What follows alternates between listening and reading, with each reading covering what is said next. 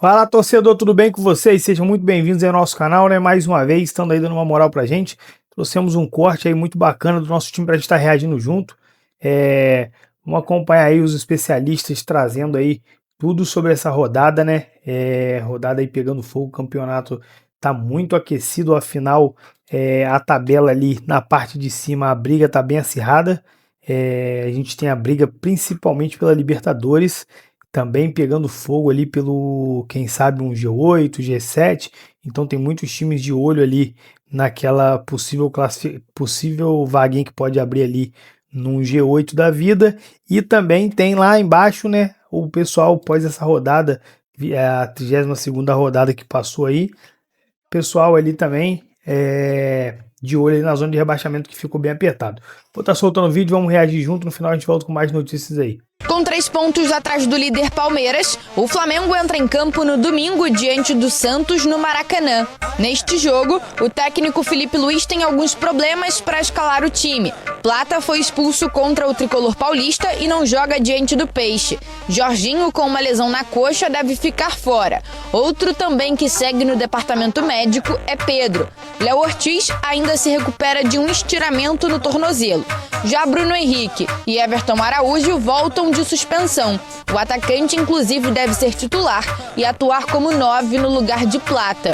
E para fechar as... Pedro, o Rafa, ter o Vitor Roque e o Flamengo não tendo o Pedro, é um ponto de vantagem para o Palmeiras nesta reta final do Campeonato Brasileiro e talvez até na final da Libertadores, embora a expectativa é que o Pedro esteja na final da Libertadores, mas dá uma vantagem para esse Palmeiras? Ou o Arrascaeta, que já virou artilheiro do Campeonato Brasileiro, inclusive lá com o Caio Jorge, está suprindo bem essa necessidade?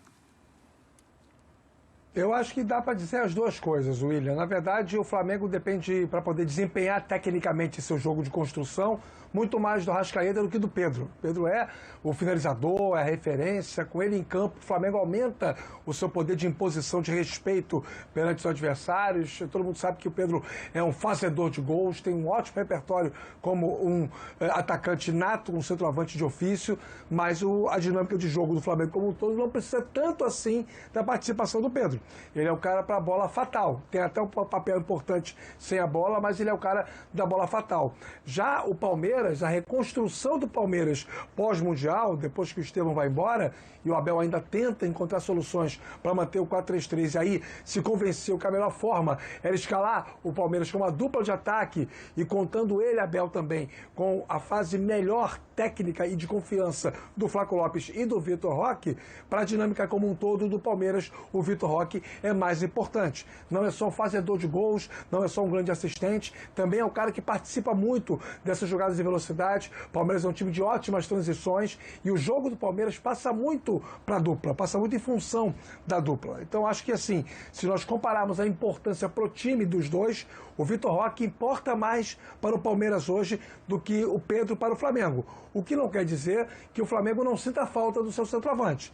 Se os dois times estiverem completos, melhor para a final da Libertadores e muito melhor também para a reta final do Campeonato Brasileiro.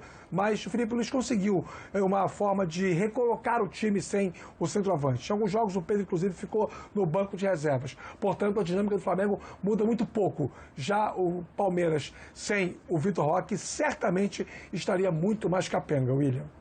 Aliás, vamos falar da sequência dessas duas equipes aí no Campeonato Brasileiro? Vamos ver quem vai ter o percurso aí mais complicado? Porque assim, nesse meio de semana foi mais complicado para o Flamengo pegar o São Paulo do que para o Palmeiras pegar o Santos. Em compensação, no final de semana é a vez do Flamengo pegar o Santos em casa. E aí o Palmeiras vai sair para pegar o Mirassol, que faz uma campanha maravilhosa e não perdeu em casa ainda nessa competição.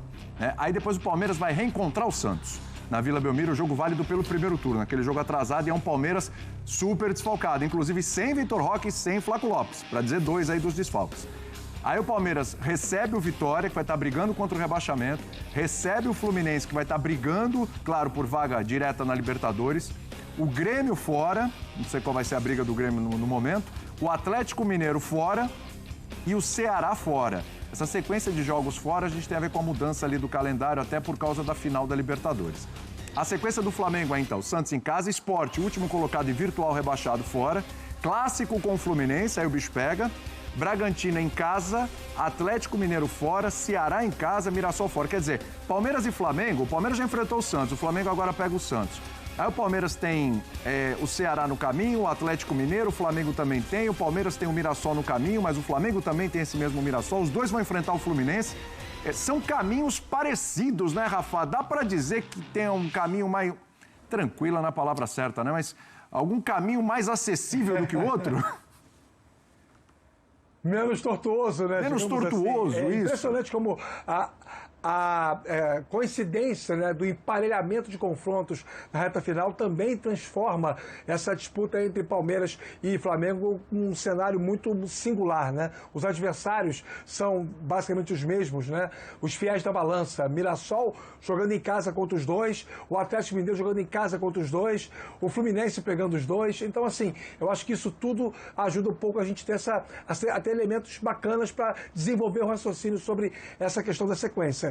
Bom, eu acho que o Flamengo tem uma grande oportunidade nas próximas 2 rodadas de recuperar a liderança do Campeonato Brasileiro, porque o Palmeiras pode ter problemas contra o Mirassol, em Mirassol, e contra o Santos na Vila Belmiro, principalmente, né, se o Neymar jogar essa partida. Eu acredito que vai jogar contra o Palmeiras no seu estádio.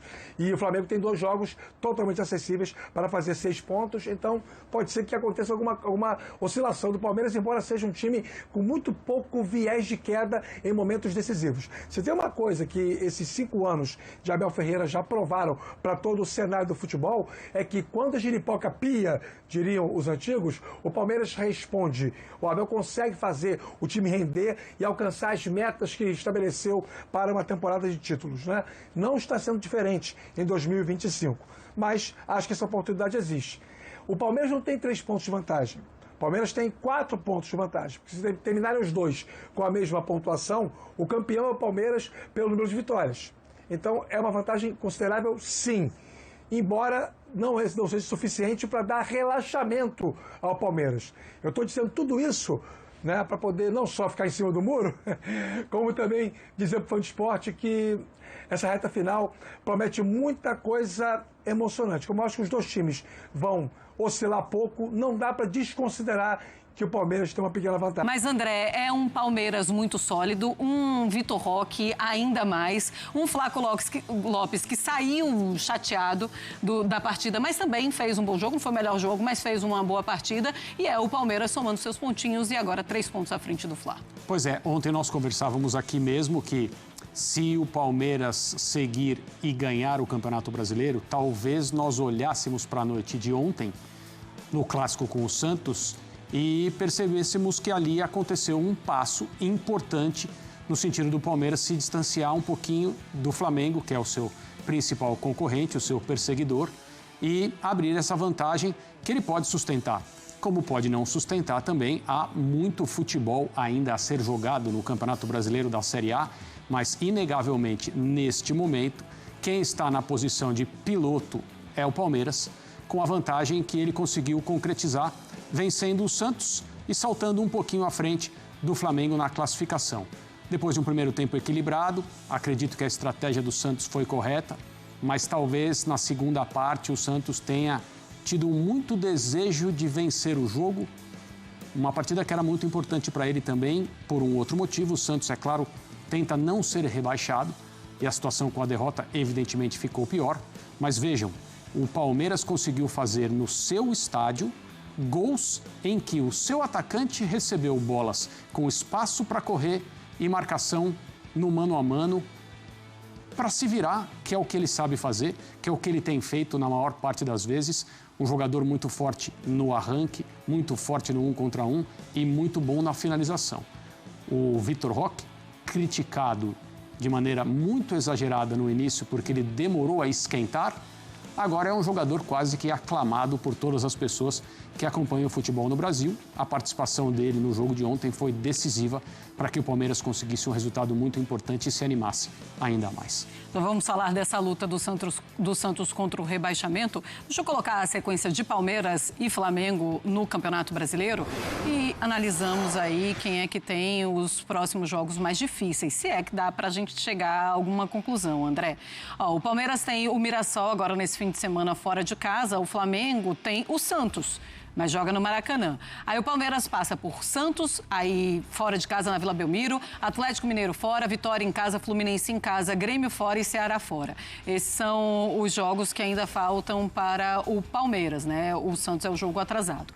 O Flamengo tem agora o Santos no fim de semana, depois do Sport fora, Fluminense fora, mas é clássico, Red Bull Bragantino em casa, Atlético Mineiro fora, Ceará e Mirassol, esses vermelhos aí também para o Flamengo como jogos atrasados. Dá para tirar alguma conclusão de quem tem uma vida mais tranquila ou menos difícil, André? A minha resposta padrão, que é apresentada todas as noites aqui no Sport Center, é quem tem a vida mais difícil, eu não sei.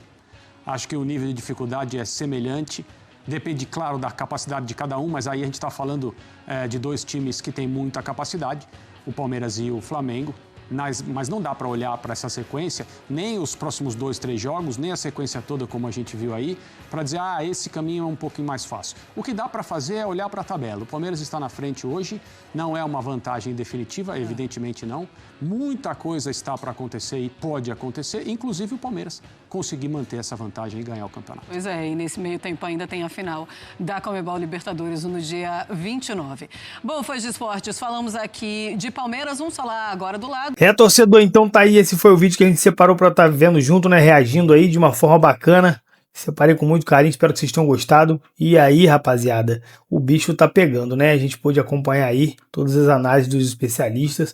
E essa rodada, essa 33ª rodada aí, vai definir muita coisa. Se vocês pararem pra analisar aí, né, direitinho, né? Vamos dar uma passada pra tá conferindo. Mas se vocês verem ali, ó, Palmeiras com 68 pontos, 3 a mais que o Flamengo, e também tem jogos vitórias, né, número de vitórias de vantagem, que é um critério ali de desempate, em caso de empate por pontos ali. O Cruzeiro ficou ali estagnado mesmo na 3ª posição, o Mirassol continua ali na 4ª posição também, excelente o Mirassol indo para a Libertadores 2026, coisa aí que antes de começar o campeonato ninguém imaginaria, né? Acho difícil alguém falar que o Mirassol iria para uma Libertadores, principalmente direto, né? Numa vaga direta. Aí vocês podem ver ali, vamos puxando ali para baixo, mais aquela parte ali do Botafogo para baixo ali com 51, Fluminense com 50, que estão ali no G6, G7. Aí a gente vai ali no pessoal brigando por esse G8, que é o São Paulo, é o Vasco, por exemplo. Essa rodada é definitiva para o Vasco, que se quiser ainda tentar uma vaguinha via Libertadores, precisa vencer a partida contra o Juventude, né, torcer por um tropeço do São Paulo ali para continuar acesa a briga. E a mesma coisa serve para o Corinthians, né? Corinthians também vai ter que vencer o Ceará para poder tá ainda, né, deixando essa vaga em aberto, uma possível vaga ali no G8. Rapaziada, o vídeo foi esse, espero que vocês tenham curtido. Já que ficaram até o final, dá o like, se inscreva no canal e até um próximo vídeo. Valeu!